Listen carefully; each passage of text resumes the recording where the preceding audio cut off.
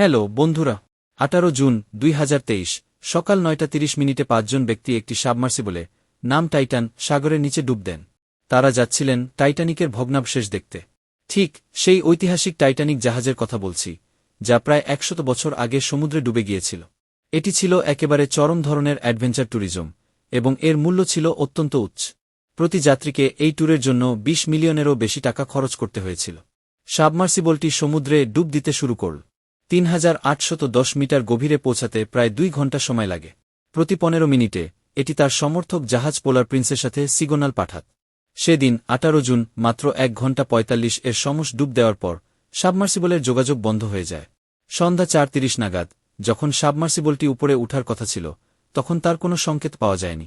রাত 7:10 নাগাদ পোলার প্রিন্সের দল সিদ্ধান্ত নেয় যে তারা ইউএস কোস্ট গার্ডকে অবহিত করবে। এরপর শুরু হয় 4 দিনের একটি আন্তর্জাতিক অনুসন্ধান অভিযান।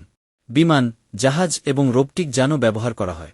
সবাই ভাবছিল এই যাত্রীদের কি হয়েছিল। ইউএস কোস্ট গার্ড জানায়, টাইটান সাবমার্সিবলের ধ্বংসাবশেষ সমুদ্রের তলা থেকে তুলে আনা হয়েছে।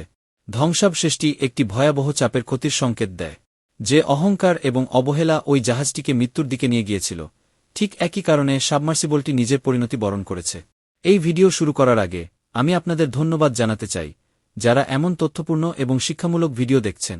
সোশ্যাল মিডিয়ায় সময় নষ্ট করার হাজারো উপায় আছে, কিন্তু আপনি যদি এই ধরনের ভিডিও দেখেন, তাহলে আপনি পৃথিবীকে আরও ভালোভাবে বুঝতে পারবেন এবং কিছু নতুন জ্ঞান অর্জন করবেন। এটা আপনার সময়ের সঠিক বিনিয়োগ। আসুন পুরো টাইটান সাবমার্সিবল ঘটনার বিশ্লেষণ করি। টাইটান সাবমার্সিবলটি যে জায়গায় হারিয়ে গিয়েছিল, তা কানাডার কাছে আটলান্টিক মহাসাগরের গভীরে ছিল। মানচিত্রে দেখুন, নিউফাউন্ডল্যান্ড নামক কানাডার একটি দ্বীপ থেকে 600 কিলোমিটার দূরে। সেখানেই রয়েছে টাইটানিকের ভগ্নাবশেষ, দুটি আলাদা অংশে ভেঙে পড়া। যেমন আপনি জানেন, সাবমার্সিবলটি এক ধরনের সাবমারিন নয়। সাবমার্সিবলের সাথে সাবমারিনের মধ্যে একটা বড় পার্থক্য রয়েছে। সাবমার্সিবলগুলি সেলফ পাওয়ার্ড নয়, তাদের সমর্থক জাহাজ প্রয়োজন হয়। আমাদের ক্ষেত্রে এই সমর্থক জাহাজ ছিল পোলার প্রিন্স। এই পুরো অভিযানটি পরিচালনা করছিল একটি কোম্পানি, ওসিয়েন গেট, যার সিইও ছিলেন স্টকটন রাশ। মনে রাখবেন তার নাম, কারণ তার ভূমিকা এই গল্পে গুরুত্বপূর্ণ। স্টকটন রাশ একজন এয়ারস্পেস ইঞ্জিনিয়ার ছিলেন এবং 2009 সালে ওসিয়েন গেট প্রতিষ্ঠা করেছিলেন, একটি প্রাইভেট কোম্পানি যা ধনীদের গভীর সাগরের অভিযানে নিয়ে যাওয়ার জন্য কাজ করত। টাইটান সাবমার্সিবল ছিল কোম্পানির একমাত্র সাবমার্সিবল যা টাইটানিকের ভগ্নাবশেষ পর্যন্ত যেতে পারত। অন্যান্য সাবমার্সিবলগুলো আরও কম গভীরে যেতে সক্ষম ছিল। টাইটান সাবমার্সিবলের নির্মাণ ছিল বিশেষভাবে দুঃসাহসিক। এর মূল শরীর ছিল কার্বন ফাইবার দিয়ে তৈরি এবং 2টি টাইটানিয়াম ক্যাপ দিয়ে সিল করা ছিল। এটি ছিল মাত্র 6.7 মিটার লম্বা এবং প্রায় 10,400 কিলোগ্রাম ভারী। একটি মজার কথা, টাইটান সাবমার্সিবলটি নিয়ন্ত্রণ করা হতো একটি ভিডিও গেম কন্ট্রোলার দিয়ে। আপনারা হয়তো বিশ্বাস করবেন না, কিন্তু মার্কিন নৌবাহিনীও তাদের সাবমারিন এবং পারিস্কোপ নিয়ন্ত্রণ করে এক্সবক্স কন্ট্রোলার দিয়ে। সাবমার্সিবলের ভিতরে কোনো আসন ছিল না, তবে একটি ছোট টয়লেট ছিল, যা ভিউপোর্টের পাশেই ছিল, তবে কোনো প্রাইভেসি নেই।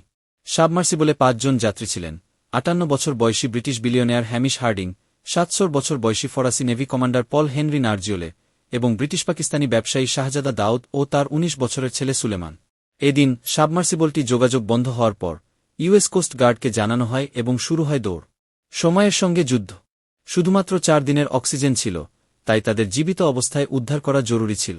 3 দিনের অনুসন্ধানের পর একটি কানাডিয়ান বিমান সোনার সিগন্যাল পায়। কিছু বেটার শব্দ শোনা যায়, যা মনে হচ্ছিল কেউ দরজায় চাপ দিচ্ছে।